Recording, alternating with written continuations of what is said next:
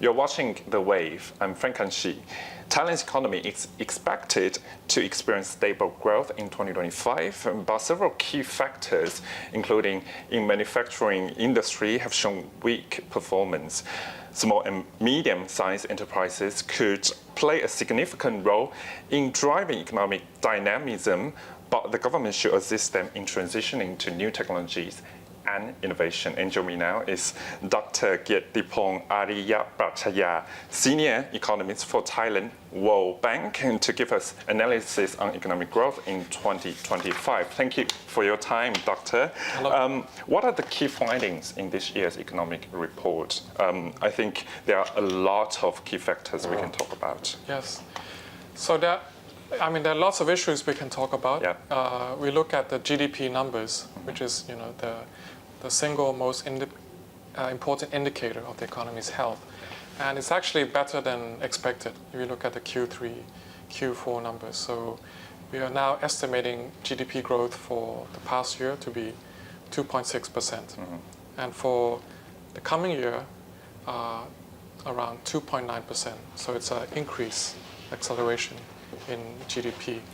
And if you look beyond the headline numbers, it's quite interesting because there are some parts of the economy that is slowing, private consumption. You mentioned manufacturing, so manufacturing of automobiles is slowing, and that's related to high household debt. At the same time, we have other drivers that are offsetting the slowdown. For example, electronic exports is now stronger. Also, government stimulus, the digital wallet, 10,000 baht, came into effect at the end of the year. And that's resulting in a bigger boost in the consumption in the end of the year. And also, overall public investment is now coming back online. So we see that as a major boost in Q3, Q4 this year, and also into next year, 2025. And that's why we have a stronger GDP growth in 2025 at 2.9%. So I think the questions many people are asking around these numbers, the numbers are better than expected, but are they good? Are they good enough? Yeah. Can we do better? And what are the risks? What are the challenges given, U.S. trade policy? We are changing. Every day we hear news about the U.S. stance. So there's a lot of uncertainty about that. At the same time, internally, we're also facing challenges on the automobile production, tightening of credit, and fiscal sustainability, right? Given that government is now accelerating stimulus programs, which is costing the government quite a bit, and that results in a higher public debt. So we're now estimating it to go closer from mid-60 to close to 70% near the threshold. So one question is, can Thailand maintain fiscal sustainability, right? Given all the spending pressures on the digital wallet, on the aging, health spending, pension. And we did a study and we find that Thailand is actually in a position to do so because of the good things that Thailand have done in the past, fiscal responsibility and strong monetary fiscal frameworks to maintain stability. Yeah. But one difference is if you look at the past few years, Thailand has taken the path of fiscal expansionary policies, while Malaysia, Philippines have done consolidation, meaning they spend less and they raise more revenue, right, to lower the public debt. But Thailand has been spending more to raise public debt to boost consumption, to help the poor, to subsidize energy subsidies, for example, and to invest in public infrastructure. And we see that there is a need for more public infrastructure. One thing Thailand can do better is to accelerate the pipeline. On the stimulus, given that there is a slowdown in consumption, we actually think there is now a need for stimulus. So the fiscal stimulus, the digital wallet, the phase 1 is actually well-timed. Phase 2 to the elderly is actually well-timed, right? And we see these two phases as targeted because they are purposely aimed at the poor, Yeah. the social welfare card recipients, and then the next phase at the elderly. And these are the people who need it the most and will spend the most, and that creates stimulus effect to the economy. So the challenge is, how can you have both, right? You cannot keep spending and still maintain fiscal sustainability, right? So you have to get the best bang for your buck, right? And in many countries, they do policies that tend to be more targeted, meaning they help only those that are in need, like the poor or the elderly. They also raise revenue, like VAT revenue, to fund those programs, and that will also push down the public debt to GDP figure. Right. So on the table, actually, we talk a lot about issues there if we really want to push Thailand further in terms of economic growth. But very quickly, you talk about VAT, right? Yes. VAT issue here, because right now, of course, Thailand's VAT is sitting at 7% right now, Yes. and of course, Finance Minister also talked about to raise it to maybe 10%, 15%, or higher than that. Yes. Right now, the plan is lowering down. It's not on the table right now. But what if really the VAT rate has been, raised to like 10% to 15%? Do you think that's a good policy at the end, in your eye? So in the end, we think it is good, because if you look at the level that Thailand is raising revenue, not just for VAT, but across the board, we are quite low for upper middle income. Yeah. And so there is room to raise more, including VAT, or other measures like the tax on the capital gains, for example, property inheritance, on wealth. And then if you raise that revenue, you have to use it in the right way to help the poor, to lower the inequality, and to boost growth, right? So that's equally important. You raise VAT tax, but you use the revenue you have for targeted stimulus or targeted support of the poor and the elderly, so that that they end up actually better off than they were before, right, after the tax increase. So how to utilize it is more important. Yes. We talk about public debt actually in this conversation too. So how can Thailand accelerate the recovery given that fiscal policy facing challenges, as in, of course, we see the legal ceiling at 70%. As you talk about public investment, infrastructural projects is very important to attract foreign direct investment in. What are the challenges there? What challenges can Thailand's government really overcome for that? So I think you're asking me two questions. One is on the public debt. Yeah. The fiscal ceiling, right, and public infrastructure, and also how can we revive growth? Yeah, that's more on the private sector side, right? And the two are related. Maybe I'll start with the first one. Yeah. On the public debt, Thailand actually stands out in terms of its fiscal rules and regulations. So we actually have one of the most fiscal rules. There are rules on the public debt, rules on the deficit, rules on the composition of the spending that Thailand can do. There must be a certain amount of capital spending. So I think we are quite conservative fiscally, right? So if you view from that lens, you can see that the 70% ceiling is more like a guideline for fiscal prudence, right? And if you think long term, I think the question is beyond the ceiling. It's like, if Thailand were to go beyond the ceiling, can it come back below, right? So the thinking is not on the ceiling, but more on the dynamic, on the trend. Like if you go up in terms of fiscal debt to GDP, are you able to bring it down to something that is stable, right?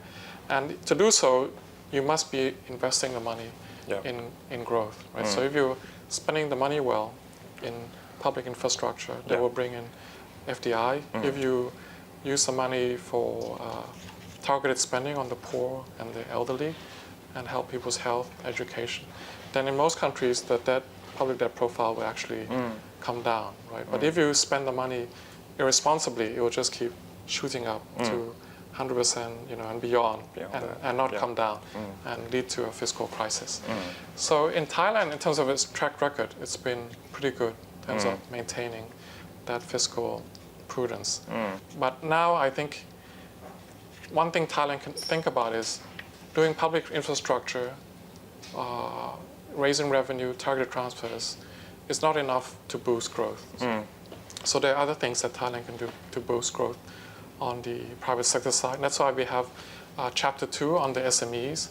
So in this report, we try to understand, why, what is the constraint, and what are the potential things that we can do to elevate, to help SMEs grow, to become more innovative, more productive, to invest in themselves, invest in technology, and to become larger companies.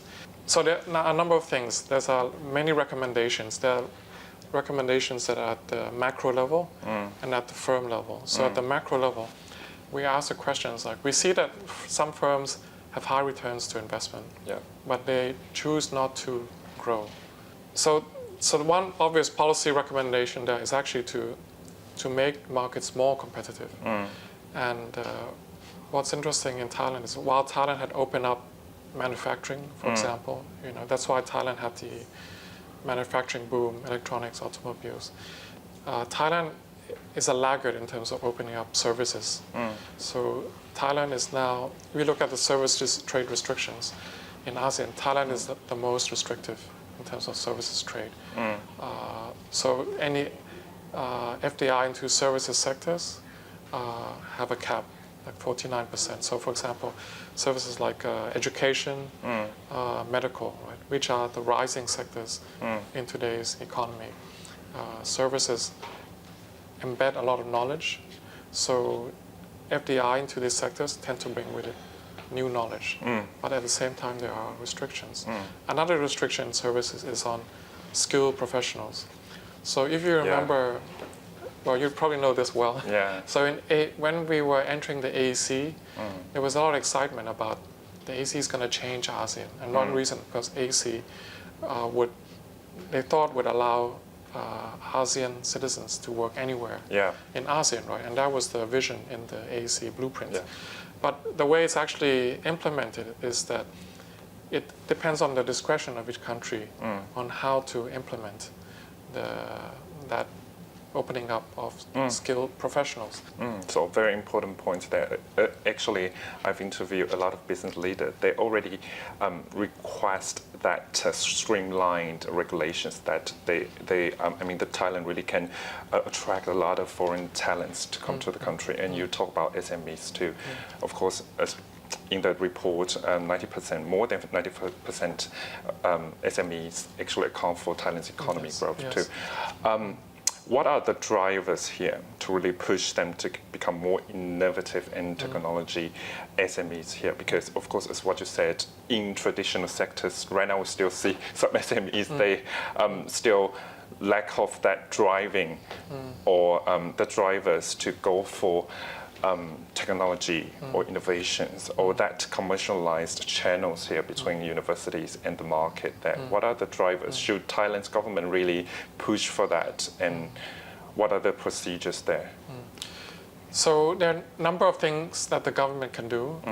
One is open up markets, make them more competitive so that large players don't dominate the market. Larger incumbents can, so new companies are able to come in, open access to skilled labor, including from abroad, skilled professionals, and also make sure that the local education system produces the right skills. That means that private sector should be involved in some of the curriculum, especially in vocational, which is done in Germany, for example.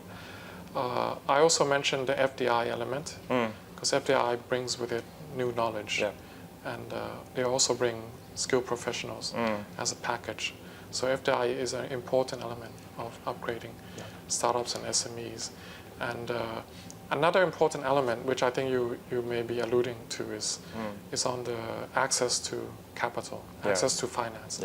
So many SMEs, including startups actually, they're not able to grow because they don't get the credit. And Thailand is very strong on loan as an instrument. But there are other instruments that are more suited to startups and SMEs, like like venture capital, for example, which Thailand can develop more to meet the needs of startups and SMEs. So actually, I interviewed one Singapore startup leader, and they say that it's quite difficult to get loan and credits in Thailand. They have to go to another market to get that bunch of budget, and they have to put it in Thailand afterwards. So that's the key point there. Thank you for talking about that. Another, very quickly, I think we should talk about household debt too, because household debt in Thailand, according to the report, right now is at 90.7%. Yes. It's pretty high in terms of it will affect private consumption too and other factors. So what are the feasible monetary policy help to reduce household debt at this moment? So household debt is it's been with us for a long time. Yeah. It's actually in Thailand there's a word gum. It's like gum is like karma. It's been with us since 2003, and one reason is at various times there was policies focused on consumption, promoting consumption, like consumption of cars, the first car purchase, and first housing, tax rebate, and then there were the village fund, and then of course we had the pandemic, the COVID pandemic, the Great Flood. That also resulted in households needing to borrow to be able to sustain their livelihood, which is a good thing. But throughout these episodes, the debt kept growing, and our growth did not increase, to the levels that we were expecting. So you look at the GDP growth in the past decade or so, we had downgraded the growth potential. Whereas before we were talking about above 3%. Now we're talking about 2.7%. Yeah. Right? So if your income is not keeping up with your expectations, your debt will accumulate. Right? So what can the government do about it? So the government is already doing something. It's the household debt restructuring, which we think is the right way to go. In the medium term, can also help with targeted transfers for the poor. If they have a shock, flood, pandemic, they receive assistance. And in the long term, of course, we think skills, education for jobs is the most sustainable way to bring households, to a sustainable financial path. And we think it's a necessary thing to do, given that we accumulated all this debt. But it is painful to do so, right? To do household debt restructuring. But one thing Thailand can do to make it easier is to make the process faster. Is to make it clear, like, if we do all this debt restructuring, how will we exit? When will we exit? Well, after we reach a certain target, and while maintaining financial sector stability, and maintaining the standards during this time. So you talk about it. Actually, government, they already put the debt relief measures, no matter in auto loan or house loan. Actually, they do it too right now. So maybe we have to see any clear policies. Maybe in the future they really put down the household debt to a certain level, and what's next for the mid-term projects there, and to control the household debt, because right now 90.7% is quite high at this moment. So today, thank you for your time, Dr. Kiatipong Ariyapruchya. Thank you for your time. Thank you very much. Thank you. More news to come.